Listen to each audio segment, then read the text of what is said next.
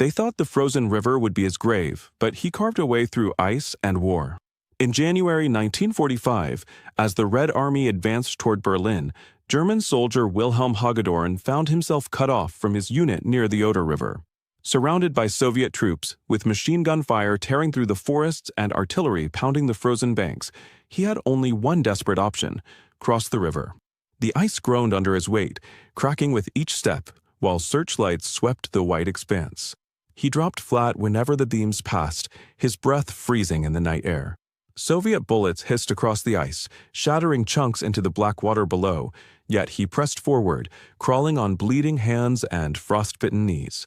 Halfway across, the ice gave way, plunging him waist-deep into the freezing current, but instead of surrendering, he clawed back onto the surface, dragging himself inch by inch across the shifting floes. Hours later, exhausted and frozen, he pulled himself onto the far bank and collapsed among the reeds. He would spend days stumbling west, stealing food from abandoned farms and hiding in barns, until he finally rejoined retreating German lines. Against every odd, Wilhelm had turned the deadly ice into his path of survival. Later in life, he would tell his children that the river had tried to bury him, but instead, it had carried him back to life. And in that frozen crossing, he learned the truth: sometimes survival is not about strength, but the refusal to stop moving forward.